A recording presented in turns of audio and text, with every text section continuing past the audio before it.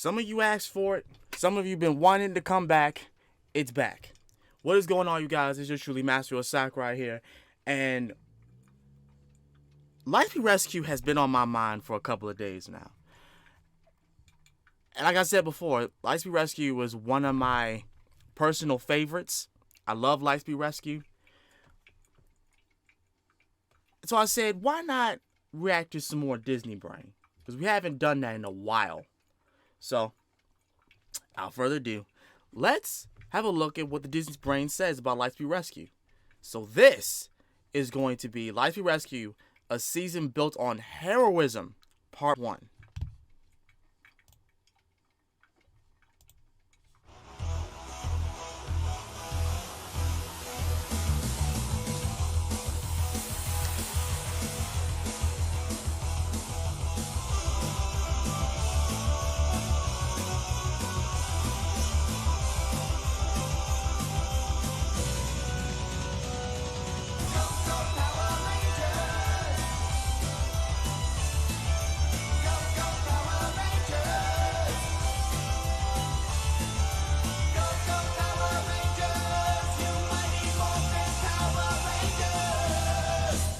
Hello Internet, I'm the Disney Brain, starting off the new year right by delivering the long-awaited review of Lightspeed Rescue. That, and we'll also discuss the viewer competition on the back end of this video, so excitement all around. What Lightspeed lacks in deeper story elements and competent villains, it makes up for, to some degree, with a more poised, straightforward style of story delivery about mature professionals coming together to stop the bad guys, a type of team this franchise is really good at presenting. And instead of the more mystical or technology-driven elements we see in the seasons before and after, we get a Ranger team that prides itself on operating in a decidedly American way, right down to having the first American exclusive Ranger. Adding to that focus on a generally Western mentality, we see this emphasis on the everyday hero, in addition to the suited ones. But I would argue they didn't even take things far enough on that end, which I'll get into later. But for now, let's break down how it all began with our premiere episode, Operation Lightspeed. Operation Lightspeed is a solid opening episode, giving us just enough information to buy into this new Ranger ride. For as much as I enjoyed this straightforward response team approach here, I also thought that this mentality holds certain aspects of the season back a bit. The reason this opener didn't make my top 10 list for pilot episodes is because of that. Things felt too straightforward. Like everything was arranged just so, and without many challenging or unexpected complications, other than Carter trying to run over a monster because that's just epic. I wouldn't go so far as to say that it was boring, but it did strike me as a little too organized. And that's at least in part due to the villains of this season usually being unable to generate tension. But on the flip side, one thing I liked about the organization of this episode is on the hero front. The Aqua Base was all types of prepared for when the demons would return. At first, it's a bit head-scratching because how could anyone know this much about the demons already? But well, when you think about it,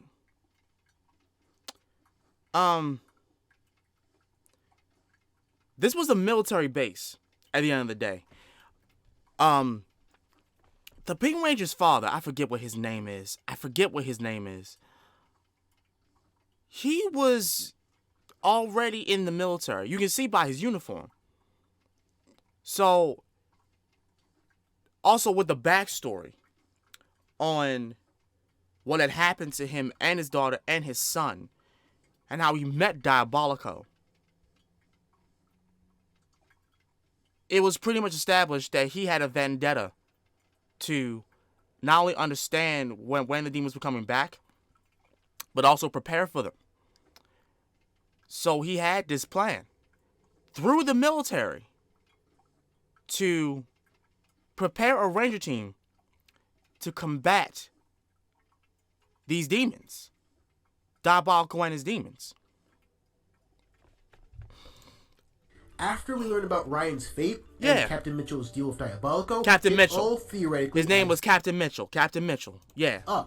After that life-shattering event, the captain must have desperately tore through every piece of intelligence he could find of course. on what demons are, what beats them, and when they might rise up again. Yeah. Knowing that if Diabolico was true to his word, then he'd have until Ryan turned 20 to prepare.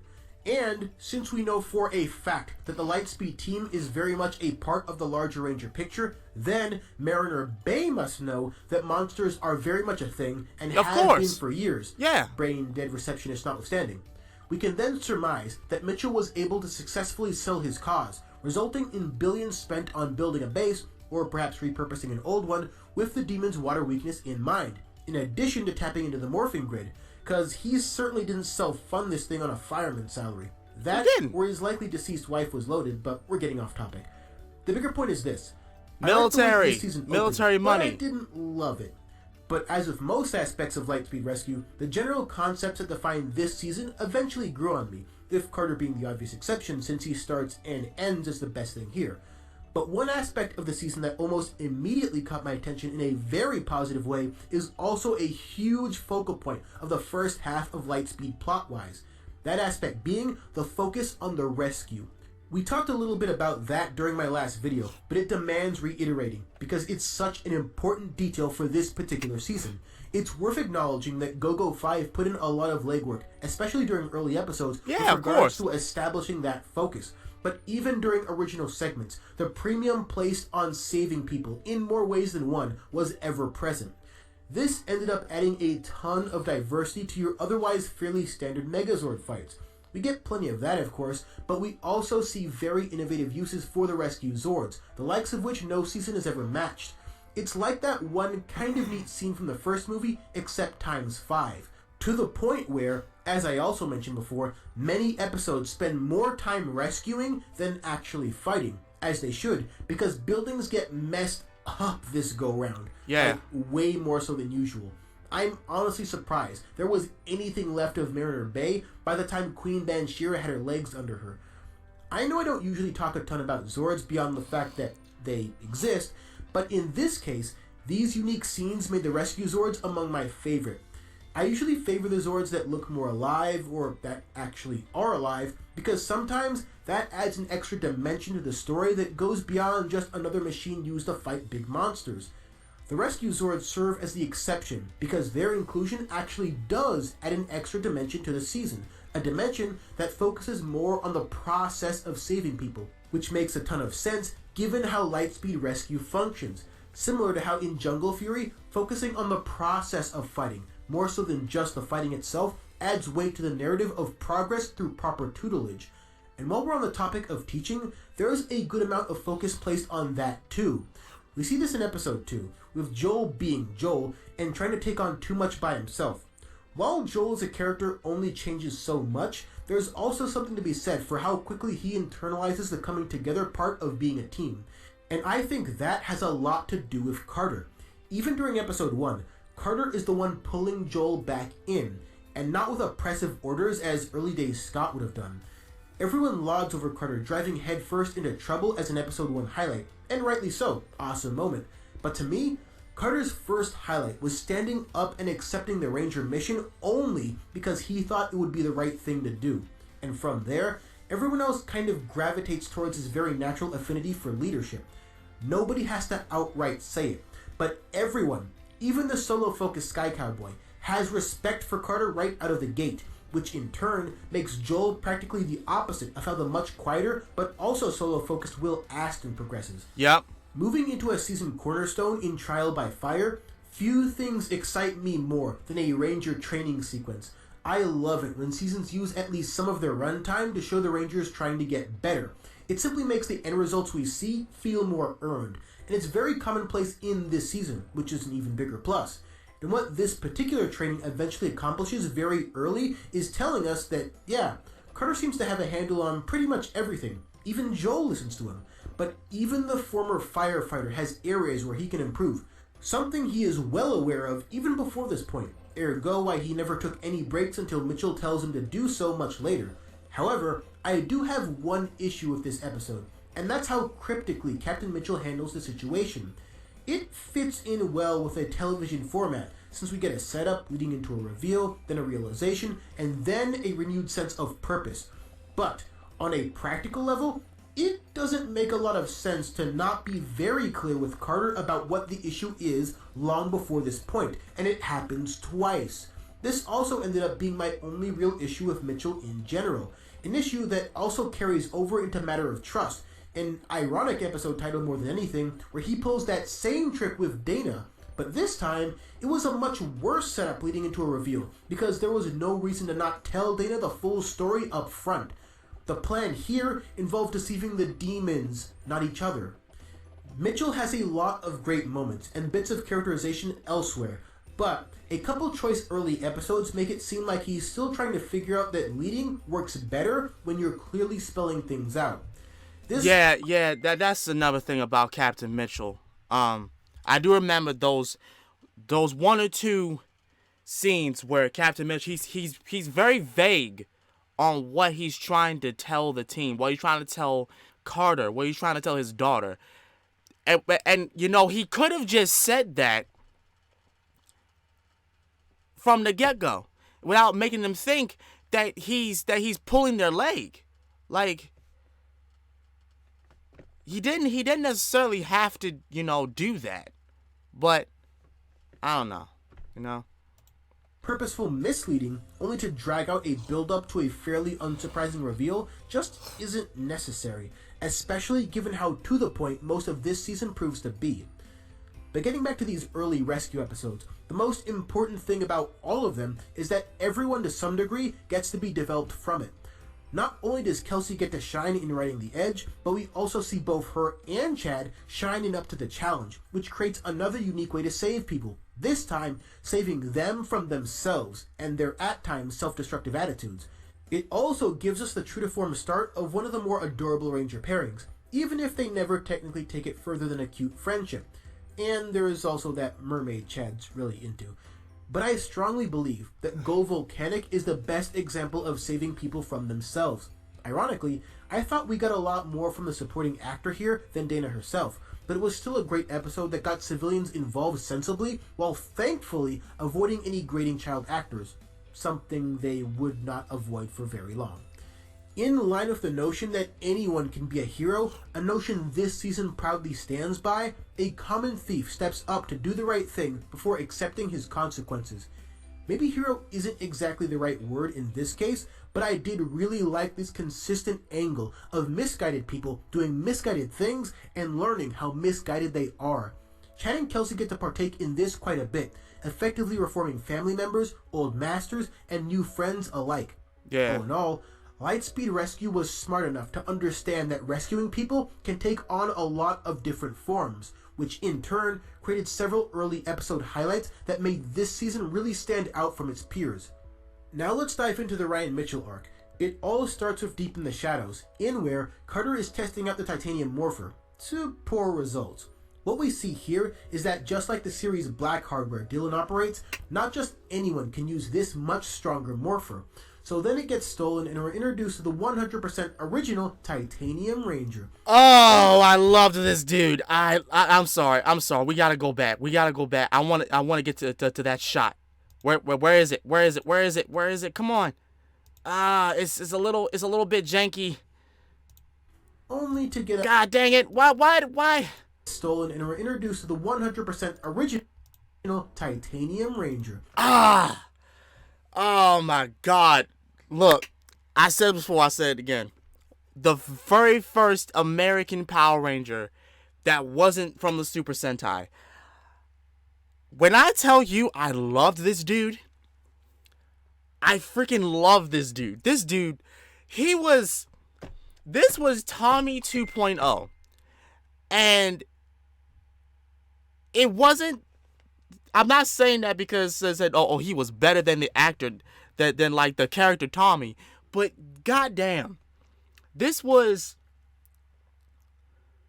what I wanted to see more in Power Rangers. Rangers debuting as evil, whooping the main Ranger team's ass for a minute, and then joining up with them to make them even stronger.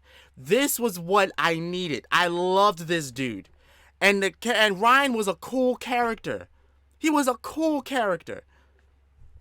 Even though reluctantly they had cut him out of parts because of the Sentai footage. But I'm glad they included him in this. This team needed a 6th Ranger, and this dude was it. He was it, goddammit. Only to get a fairly unoriginal Six Ranger easily beats up the other's plot point immediately after. But the best aspect of this arc is what we get from Captain Mitchell, both before and after the truth is revealed. We see Mitchell in a more fragile state for really the first time, showing as much emotion as he can muster while fighting against that to stay poised as the leader of the Aqua Base. And then the story of Mitchell's greatest regret and the deal he had to make to ensure his son could survive, which likely went on to fuel his motivation to prepare for when the demons would strike next. There was a lot of paths this season could have taken with the demons, but using them as wish-granting devils, or put another way, using literal demons to create internal ones to be expelled later, was actually interesting. And it's not exclusive to Diabolico either. Viper grants Chad's would-be abuser power in exchange for compliance. That, on top of her doing her best Ursula impression to get the drop on Chad through Marina. And before that, another demon tricks Chad's old master in an effort to get stronger. And now that I'm thinking about it, Chad gets way more focus in this season than I originally thought. Getting back to the episodes at hand, we see how the demons also played Ryan, forcing him to fight for their side by instilling this idea that Papa Mitchell only cared about saving Dana.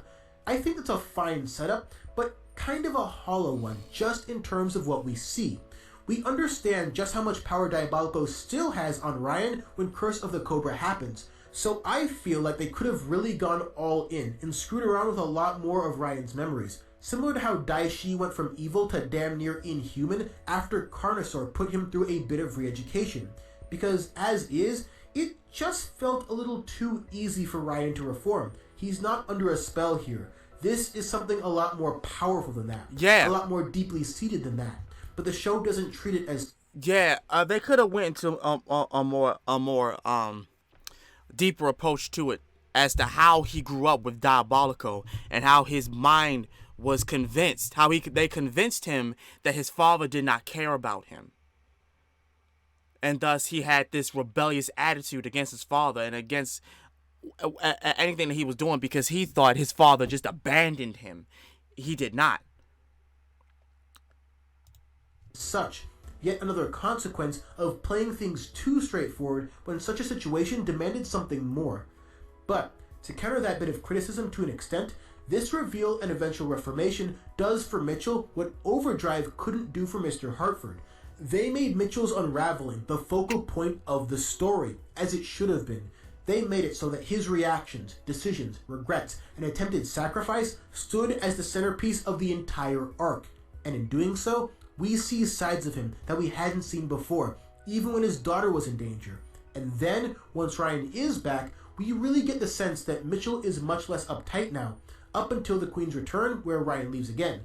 Mitchell just exhibits a completely different aura when Ryan is around, which adds up, since the personal guilt weighing him down all these years has finally been lifted. He even gives the Rangers the day off after the Titanium Ranger arc officially ends, something that he clearly has not done before. Interestingly enough, and for maybe the first and only time, I strongly believe that the Sixth Ranger here wasn't the biggest benefactor character-wise from the Sixth Ranger arc. Ryan himself is pretty good though, but a little too stiff acting-wise at times. But can you really blame him? He had to grow up in Demon County listening to this. This could be interesting. Faster! If it isn't the Power Rangers! Surprise! Wild horses couldn't drag me away.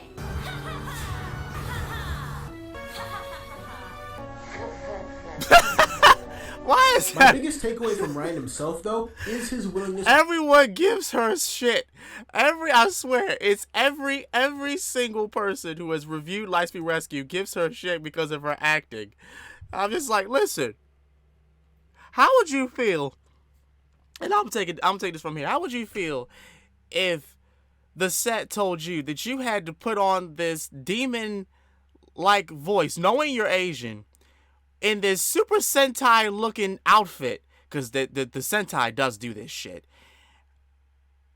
and you have to sound like honestly, if she could speak it, she would have been even more crazier if she sounded Mandarin, if she spoke in a different language, this would have been even crazier. And the subtitle, but the Power Rangers would never do that. But still, that would have been even crazier. She would have been a crazier character if you didn't understand exactly what she was saying through like an American voice. That would be crazy, and that's another reason why Super Sentai is still good.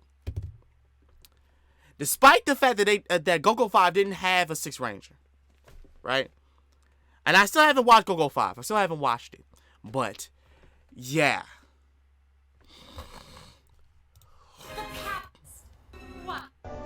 My biggest takeaway from Ryan himself, though, is his willingness to go above and beyond just responding to the threat and being proactive about ending it. Something only he is really equipped to do, since he knows the enemy firsthand. We understand that this decision was probably made to save money, since filming with an exclusive Ranger means lots of exclusive footage. But I appreciated the way they worked through that limitation, giving us a sensible reason for Ryan to go off on his own, and not just hoping nobody notices when he mysteriously leaves the fight or doesn't join it until much later. Mighty Morphin did this every now and again, and it was just too obvious. But here, it cleanly fits into the story. Yeah. Before we talk about the Rangers, the villains, and the back half of the plot in Part 2, let's end Part 1 by discussing one of the more divisive team-up episodes of all time, Trakeena's Revenge. Oh yeah, Honestly, when they partnered up with Lost Galaxy. All of its inbuilt issues make it clear, at least to me, that this two-parter is nothing short of disposable junk. I don't even need to tell most of you how much it hurts to harshly critique anything the Galaxy Rangers are a part of. But to me, this was more of a team-up between Lightspeed Rescue and Annoying Junior Ranger than it was anything else. And because I love Lost Galaxy more than anything, it made the experience so much worse. And having rewatched it recently, it's impossible to not view it through the lens of the chaos and behind-the-scenes drama that will forever define it. I mean, seriously, nobody wanted to be here, and nobody wanted to make this. Least of all Amy Miller, you know, the villain in the freaking title. So here's how the story breaks down. This random kid and her mom are trying to surprise daddy, but uh-oh, monsters are on the loose. Monsters, you say? Psh, what do we look like, Angel Grove? There's literally never been any monsters in Mariner Bay, like, ever. Not even one. All those buildings were destroyed by, like, natural causes and stuff, at least according to the news I watch. You're so small. Of course I won't believe your claims because I'm an adult. Where are your parents? Oh, captured? Oh, well, that sounds like a job for literally anyone else. But all's right with the world, because Carter is here to save the day. Okay, can we just let her get captured or something and pick her up later? Is that a viable option? Yes? No? Look, guys, I don't want to come off as too harsh on a kid, but why the hell is she the focal point of a team-up episode where Maya hardly speaks at all and Kendricks and Damon aren't even in Part 1? I mean, jeez, this is aggressively bad. Clash of the Red Rangers bad. To the point where Danny Slavin couldn't even be bothered to finish his voiceover lines. It was distracting as all hell, but I don't blame him, because this muddled mess would still be a muddled mess even if he did force himself to the finish line. And then, the big bad boss battle, an amazing concept turn scene where two distinct Ranger powers combine into one. A scene that falls completely flat, because at no point does this two-parter ever earn this upgrade. I mean, seriously, call me crazy, but this was borderline offensive. To try and pawn off this kind of moment on us, a moment that should have been symbolic of two teams actually coming together, was nothing short of a bad joke. We got better character dynamics in Forever Red, an episode that was half as long. It's not even enough to call Trakeena's Revenge a by-the-numbers team-up. That would imply that they actually had a clue as to what they were doing here. No, it's just an insultingly terrible team-up. And just one more thing. These Galaxy Rangers, except for Maya, are all back home again after over a year away from Earth. And they feel nothing? Okay, alright. You did it, Trakeena's Revenge. You've beat me. So, yeah, did not mean for things to get this dour near the tail end of the video, but hey, you know what's a lot more positive? It's finally viewer competition time. I spent a long time primarily thinking up what the end result and the prizes would look like, but it's finally arrived. And all you... Okay, I'll give my opinion on that crossover. I didn't know that nobody wanted to do that crossover behind the scenes. That's actually sad to hear. I did not particularly care for the kid. But did I enjoy the fights? Yeah, I did. I'm not gonna lie. I did enjoy the fights, even though it was probably half-assed. Again, this is another reason why people look to Super Sentai, because you don't get that. You don't get that. You just don't. You don't get that. And reluctantly, a lot of the crossover scenes in Japan, those crossover episodes, they're movies. They're movie specials. So of course it's not going to deliver as well as it should, because a lot of the footage is from the movie. When they do Super Sentai crossovers from, the new team to the previous team, it's one big special. It's an hour-long special. So when you try to put that in like a two-parter series, it's gonna fall flat. And that's another reason why I know for a fact that Power Rangers is trying to do the best to move away from Super Sentai stuff a little bit more, because of that fact. There is so much more pull to the Super Sentai production in Japan. They have free reign to do whatever they want. They've done this for years. But when you put it over here to America, there's so much pushback, because geologically, the way they have their footage is not something we have in America, which is why they put it over. They had the footage over New Zealand, like New Zealand, because it's a little bit closer to the footage. Like quarries and the buildings and stuff is a little more closer to that, but it still stands. The Super Sentai footage is a lot better than, and you clearly see that. You clearly see that in there. So yeah, of course, without question.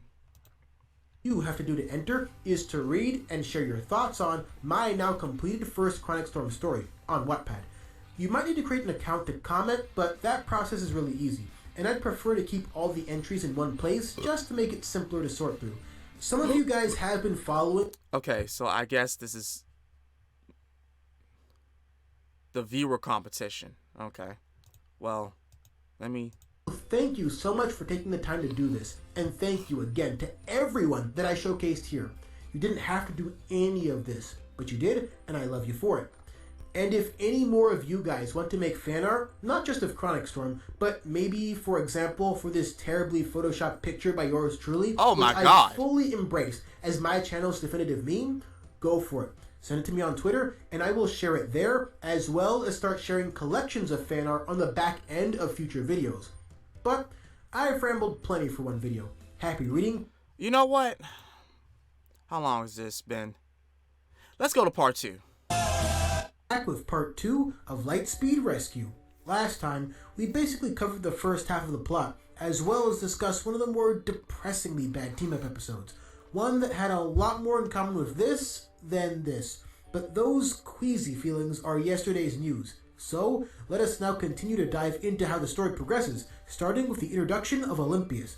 Everything I need to say about Olympius can more or less be highlighted within the context of the one episode he's most relevant in, Olympius Ascends, wherein the former half-pint proves himself a cut above your standard demon, not just by handling the Rangers with relative ease, since Ryan already did that before, but by also attempting to win the day from within. It's a smart setup, and seeing the not Carter cast, especially Chad, act both like and unlike themselves is a lot of fun. But what upends this concept is how Olympius can almost perfectly mimic mannerisms and some knowledge, but then randomly forgets other important bits, thus allowing Carter's suspicions to be justified. Simply put, It's a good idea that isn't executed that well, which is kind of weird for a season that has its fair share of plain ideas where it's all about executing well, and for the most part, they do that. I would be more forgiving if this ended up giving us early insight into how Olympius operates in contrast to his demon comrades, but it just doesn't. Instead, we never see Olympius act in such a cunning way ever again, those traits wiped from memory in favor of his borderline Oedipus complex. So then, we get to the Queen's Return, where an attempted demon ritual seeks to bring Banshira back. It fails, of course, because we're nowhere near the season finale, but there's still a chance Banshira could be brought back later. And while she's stuck as some sort of cocoon sarcophagus hybrid, maybe, some of the other villains can start their own schemes to take each other out, which is handled with about as much intrigue as anything else these villains do this season, something we'll talk more about in the character breakdowns. After a slew of filler episodes, including a memory drain clip show of all things, we finally get back to the real plot with the culmination of Ryan's solo journey. He finds the Sorcerer of the Sands, who has a way to put the demons back in their box. This leads into Olympius Unbound, where Jinxter finally gets to deal a powerful blow onto the Rangers through his use of mental manipulation, and it ends up working a hell of a lot better than when Olympius himself tried something similar. Unfortunately for him, it produced fairly similar results, despite the Prince's power spike. You'd think that after the Rangers deal a firm blow onto Olympius, and with the Queen waiting in the wings, that the story would naturally build up from there. But not quite. We've got a couple more fillers to get through. I know I keep harping on that, but I do think the back end of this season has a legitimate pacing problem. For as tight and as focused as a great deal of the early episodes were, things start to feel unnecessary and bloated as time marches on. Granted, you can make this claim about several seasons, but it really felt like this season was maybe 5 or 6 episodes longer than it needed to be. And the only thing of note happening during a lot of that time was Banshira slowly transforming and one shockingly late Battleizer episode. But we can forget about all of that once Wrath of the Queen kicks off what really is a 4-part season closer. Now, Fate of Lightspeed itself is a really good finale. Right. But unfortunately, the pair of episodes leading into it have several issues. The defining element of this first of 4 is the fact that the Queen has nearly finished her transformation and only needs a little bit more energy to complete it. So, in Cell-like fashion, she decides that consuming one of her own will do just fine. So, goodbye Vipra, Yep. I guess? But the single worst aspect of this episode happens prior to that, with this shoehorned in buddy talk between Lokai and Diabolico. I'm sorry, what? We are at episode 37, and these demons have referred to this imaginary friendship a grand total of once. Hell, even when Diabolico dies, nothing, literally nothing about how Lokai acted in response spoke to eons of companionship. In fact, Viper and him wouldn't have even brought back Diabolico if they could have handled Olympius by themselves. Looking back at all this now gives me even more appreciation for the underrated pair of Jindrax and Toxica. Yeah, for real. 2 orgs with a much more believable friendship, or at the very least, an entertaining dynamic. So when Toxica dies by way of betrayal, the fact that Jindrax abandons his org heritage to bring her back before assisting the Rangers never strikes you as out of left field. These demons have never shown anything in the way of real layers, least of all compassion, so why are we all of a sudden pretending that they did? I apologize heavily for what I'm about to imply, but we've seen this very recently before. This is perhaps the original version of pulling a Dane Romero. A non-existent, emotionally lacking subplot all of a sudden is forced to matter, just because the main plot demands it, and not because the story builds up to it. Did anyone care if Lokai died? Did any of us have a reason to? At least Viper went out into the field and made things happen. It honestly should have been her in Lokai's spot, while Lokai played the role of royal appetizer. But either way, this whole last straw thing Diabolico pulls out of his rear only makes sense from the context of his growing mistrust of Banshira herself. That's all that needed to be highlighted here. This was already one of the lesser villain ensembles in Rangers, but then they go out of their way to make them look even worse during this home stretch. For the life of me, I just don't get it. This lapse in storytelling slips over to a degree with Rise of the Super Demons, where Carter has to appeal to Diabolico's humanity, I guess? I don't really fault Carter or any Ranger for taking this stance, because they have a valid reason to. None of them can comprehend being loyal to a queen that would willingly toss you aside. But even so, this is still the demons we're talking about. Specifically, the one that decided child abduction would make for a thrilling Sunday evening.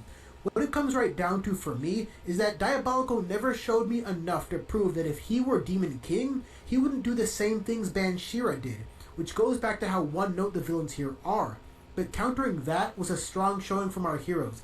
Damn near everything you need to know about how far they've come can be seen through their Life Force Megazord trials. Yeah. And it's not just Carter getting to be a badass again. This time, it takes everyone to respond to the largest threat they've faced yet. All in all, one jarringly flawed episode led to another subpar one.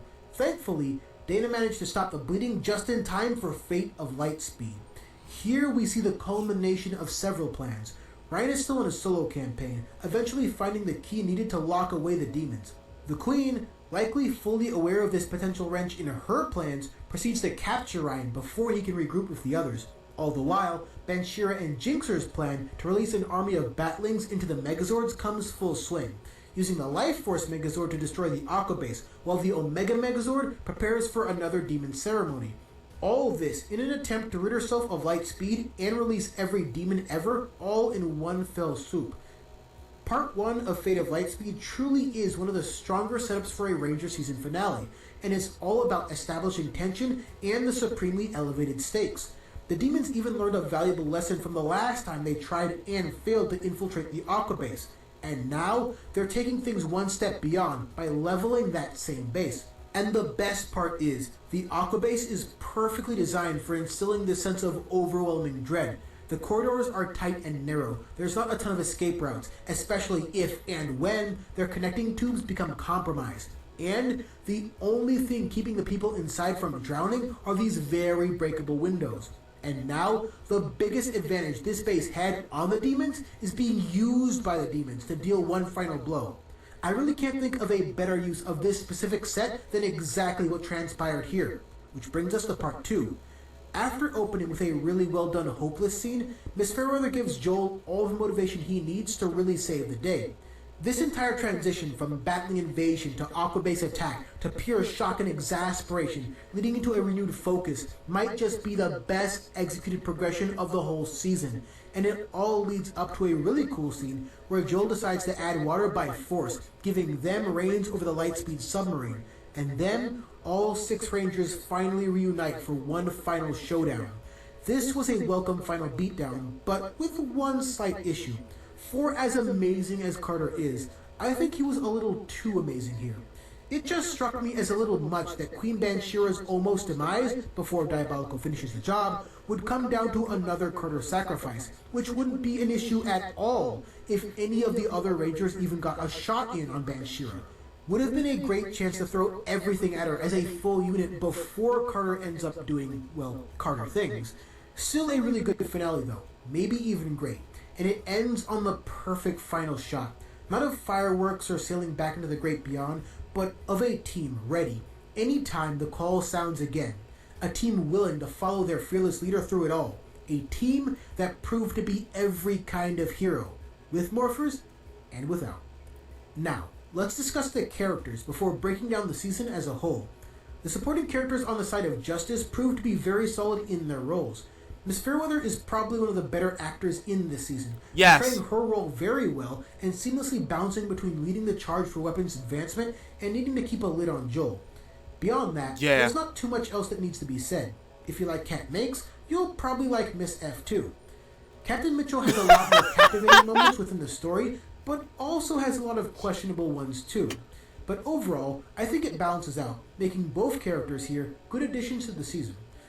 Part 1 gave you guys pretty much all my thoughts on Ryan and his well done but purposefully limited on-screen involvement. So, let's jump right into the main 5, starting with the last of the Mitchells in Dana.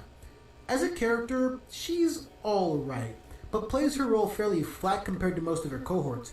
That was probably intentional to a degree, since all 3 Mitchells here share that quirk. It was never egregious, but at times it felt a little out of place. We really didn't get to see an extensive use of her medical prowess either, so that felt like a waste too, especially since that's partly why she was picked at all. All things considered, she was a good enough character, but maybe the weak link of this particular team. Chad, on the other hand, was given a ton of focus and runs with it. The only character that really had to go through a real arc was the captain and Ryan, so we don't really see that from Chad or his peers as much. Rather, we simply get to uncover novel sides of him as time goes on, be that his passion for martial arts, his agreeable yet slightly oblivious nature, or seeing his silent refusal to surrender his morpher, a scene that ranks highly among my favorite Ranger moments. We also see how that contrasts with Kelsey, with whom he shares perhaps the strongest dynamic on the show. They should have It's went simple, together. but they play off each other so well and create plenty of adorable moments. Yeah, but honestly, in my opinion, they should have just went together because they had a lot of moments together. They did. And I'll tell you this right now. If you look at me with them eyes, oh, it's on. It's on. The only reason why it didn't happen because of Disney. But, yeah. Well, not Disney, but Fox Kids. I think they were still on Fox Kids. The whole I two think. episodes of Mermaid filler in favor of a deeper look into just those two. All in all, Chad is a solid ranger that maybe could have been great if he ever felt legitimately challenged. Like, remember how Kelsey said she'll teach Chad how to talk to girls, but then we never actually see that? It could have been fun to see the most quiet and awkward member of the team grow in that respect. Speaking of Kelsey, I think she also falls into the realm of solid ranger. Kelsey and her infectious energy grew on me the most as the show progressed. She's a lot like Lily in that sense. Yeah. That we see how her bubbly personality is used to bring the best out of others. The major difference being the writing and forethought in Jungle Fury is a lot better. So Lily's personal contributions end up mattering to the story, while Kelsey's only mattered for a couple of isolated episodes. So in that respect, she's a lot closer to Ronnie and her meaningful but limited development. And now, let's talk about Joel Rawlings. Based on what many of you could probably glean from my videos to this point, you'd likely assume that I did not like this guy at all. And that used to be the case. But experiencing Joel now, his antics simply weren't jarring this go-round. And here's why. Joel as a person is a performer, both Yeah. in the air and on the ground. Yeah, he's And a initially, performer. Miss F sees that and is put off by it. But it was when Joel starts dropping the Sky Cowboy persona, starts embracing the rescue mission more than the spotlight, and even starts showing vulnerability from trying and failing so much with her, that interest starts to be piqued. We see her seeing the real Joel, the version of Joel she might have simply been waiting for, since she never really does outright reject him. I don't know how I missed all of this before, but Joel is a much more complex character than I ever gave him credit for. He can be insufferable at times, yes, but we understand where that's coming from. So despite that, he might also be the most three-dimensional character here. And it's crazy to think about how detail-oriented all of that is, given how large his personality proves to be. Quite frankly, guys, I was wrong about Joel Rawlings, which isn't to say that Joel's my a cool thoughts now character. are He's necessarily cool. the right ones. I'm not going to blame anyone who's still put off by him, but I'm not anymore. Because after having taken our signature closer look, I think there's so much more to see. He had time to mature. Now, the moment we've all been waiting for. My man Carter. My man Carter. Carter Mother effing Grayson. Despite my unapologetic idolization of the man, explaining Carter's particular brand of greatness, like most things this season, is fairly straightforward, but it'll still probably be long-winded. Carter's entire character is hero. Yes. Now that sounds kind of plain, granted, and maybe in another season it would have been played pretty plain. But as I mentioned in the lead-up video to this review, Lightspeed Rescue has an advanced understanding of what heroism should be and places it front and center for all to see. So Carter is never presented as just the moral compass, or just the fearless leader, or just the all-righteous Red Ranger, because at the core of Carter's character is the idea that he may very well be all of the above, but above all, he never ever thinks of himself as any of that. Right. Instead, he's as humble as they come, working tirelessly to achieve an even higher peak than the high point he already starts off on. And every single character present resonates with that. While we've seen plenty of great examples of internal team squabbles, they just wouldn't make as much sense here. And even when we did have the tiniest bit of that with Joel, Carter calmly took care of it, and Joel improved as a teammate because of it. I've talked about Tommy Oliver operating with a certain hard-to-describe aura that makes you believe things will turn out right. Carter Grayson has that in spades, on top of being a more fully formed character. Yeah. For these reasons and more, I can comfortably call I Carter agree. a top 5 red, even with his top-tier peers receiving much more extensive character arcs. I agree. Carter didn't need that, though, because he was aspiring to be the hero he dreamed about long before he ever wore the spandex. Right. He came in understanding what it meant to be self-sacrificing, knowing how to put the fate of others first, and then he just kept on doing it every chance he got, including scoffing at the fact that he damn near blew himself up. And yet, he's never too up there. He's never larger than life, except in my own mind, probably. Carter truly and deeply believes that he's just another guy, just trying to do the right thing, just trying to live up to the example of a much more influential guy. And even after said guy is revealed, that mentality never leaves him. I don't know whether or not Carter is the greatest of all time, but his very first and very last action, and damn near every action in between, involved not wasting a single second to save someone else. Right. My sincerest apologies, Dr. Oliver, but this is the textbook definition of Ranger legend. Yes, serious. He may not Seriously. be bulletproof, but I he will approve. always be my Superman. No, look, I approve. I approve. You want to know why? Because he's right. He's right. Carter Grayson, first of all, he was a fireman. He already had that mentality in him to not think of himself as the big picture. Carter never thinks of himself as the big picture. He thinks of the situation as the bigger picture. He always takes himself out of the equation to do the right thing. Like you just said. The man is arguably better than he is. He's better than Tommy, in a sense. Tommy was more martial arts based. Carter is literally being a selfless hero. Point blank, period. And this comes from a person who really loved Tommy Oliver. So, yeah. And now, something much less thrilling. The villains. Oh. So to start off this portion with something positive, I still stand by the idea that using the demons in basically the same way Serrator was used in Samurai was clever, and it also gives Captain Mitchell a pretty potent connection to the threat. And it kind of works thematically too, in the sense that the demons operate using deception, manipulation, and not really caring about each other, unless they're forced to. Meanwhile, the response team approach of Lightspeed was very straightforward and no nonsense, except when Mitchell inexplicably forced it to be otherwise. They never threw anybody under the bus, even morally questionable people, and the team featured characters that had several genuine connecting points. It's always interesting to see contradictions in the methodology between the two sides, but since this angle was never part of the larger demon plan, it only ever goes so far. So just like when they tried this in Samurai, the scope is just too limited, and it doesn't cleanly meet up with the Queen's ultimate aspiration. Otherwise, the finale here could have been using those stones to turn Mariner Bay against the Power Rangers. And now, all of those people they worked their asses off to save need saving again. Except it's the entire city all at once, and oh yeah, we're still drowning in here. That could have been something to make the demon trickery stuff feel a lot less tacked on, at least.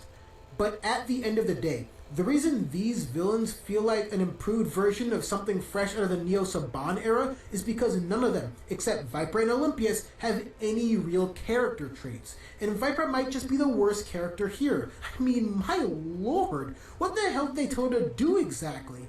Are we sure the same directors that piloted Joel's fairly charismatic performance are also responsible for this? Lay waste to Mariner Bay, so our Queen Bashira will rise again.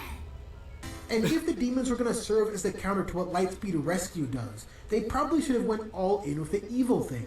The entire villain side of things should have been essentially Game of Thrones. A constant series of shifting allegiances, backstabs, betrayal. That would have been the cool. Whole package until none of them know who they can trust.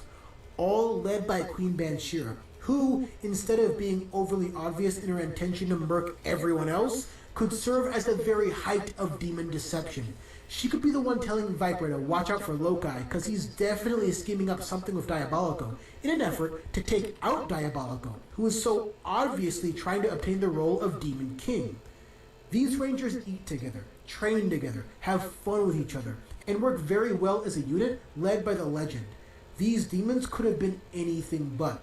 Throw away that friendship nonsense near the end. Nobody's buying it. Just make everyone here Deviant, basically, or even Darkonda. And if they were, Yo, regardless of real talk, Darkonda was a fiend, bro. Oh, he was a fiend. That man was evil, evil, evil. But getting off topic. So-called acting, the villain side would have been engaging at least. But on top of being boring and episodic, there's no real payoff for anything they scheme up. They're all just there to get beaten one by one until the deed is done. It might just be the worst bad guy ensemble we've ever gotten in an otherwise good season. Also, one more kind of random idea as it pertains to Marina. If demons hate water, and demons are a mythical set of creatures with an established lore, could have been fun to tie the water-loving mermaids into that lore. Maybe make them long-standing historical enemies. And then, at least those 2 episodes aren't just glorified filler, all to leave our blue boy, blue bald. Yeah. Power Rangers Lightspeed Rescue, as I see it, is a good season, a really solid season. But I just don't think having an all-time great Red Ranger and a surprisingly good performance from the Green Ranger was enough. It's like I said in part 1, sometimes things felt too organized. However, it bears emphasizing that this mentality gave us a lot of innovative ways to look at the process of rescuing, something every Ranger team does, but not to this degree. That was beautiful, and it was arguably the best part of the season, excluding Carter. And that's why I'd like to have seen an even larger focus placed on everyday heroes becoming superheroes. It would have just made a lot more sense for Chad to be a former Marine or something and have that lend itself to saving people. His deep-sea diving experience proved valuable, especially in the end, but I feel like this season had the chance to feel more complete in that respect, especially in a franchise like Power Rangers, which to that point had a very non-existent relationship with any form of recognized authority, save Lieutenant Stone, and that was more of a Bulk and Skull thing. Joel makes a little bit more sense, but then why not just go all the way with it and make him an Air Force pilot? We can figure out Taylor later since she technically doesn't exist yet. Make Kelsey an officer or a former Army cadet, and there you go. Worth noting is that the Sentai already mostly did all of that, just so I'm citing my sources here. Yeah. These changes wouldn't necessarily have Again, to change. that even double down confirms what I said a couple of minutes ago. The Sentai does it better. Everything that we complain about, look at the Sentai. It's everything we want. It's literally there. Not to say that the Super Sentai is always gonna be good. Not to say that. But still. The characters, but it would bring with it a ton of important conversations. Conversations that would carry a lot more weight with the unique way the West takes pride in their everyday heroes. And then, maybe we could learn a bit more than just the past and motivations of Carter and the Mitchells. Even with the villain structure intact, Lightspeed would have easily been top 10 with a few of those modifications. But we'll get more into that when we discuss the not top 10 seasons in an upcoming video. But even for all the missed chances and misgivings, I still believe that this is a season built on heroism because it understood many of the forms it could take. Saving people was always a larger priority than literally anything else. And with Carter as the centerpiece, the Rangers always embodied that focus. And if for only that reason, I'd call it a must-watch for Ranger fans and Toku fans in general. It's clear with its intent, concise with its powerful message, and an absolute love letter to any kid, any teenager, or even any adult that still aspires to be just like their own personal heroes. And so ends this closer look into Lightspeed Rescue. I just wanted to give a special shout out to everyone who has already entered the viewer competition. I've been reading your Chronic Storm review. Alright, well, with that being said, there you go. That was an hour long, almost close to an hour long. thing about Lightspeed Rescue. Despite its problems, not to say that it wasn't gonna have problems. Of course. I love Lightspeed Rescue, even still, because of Carter Grayson, because of the Titanium Ranger, because of Joel, because of Captain Mitchell, because of forget what her name is, Joel's crush. Forget what her name is. God damn it. Fuck. Because of all that, I love Lightspeed Rescue. So, that being said, let me know what y'all think about down below. How do y'all feel about Lightspeed Rescue once again? I know y'all probably said that already in History of Power Rangers, Lightspeed Rescue, when I did the review on that. But, I mean the reaction to that. But, I want to know what y'all think again. Let me know in the comments below. As such, this has been Master of Sakurai. I will see y'all again next time. I'm out. Peace. We keep dreaming of a world where all is good, so we will.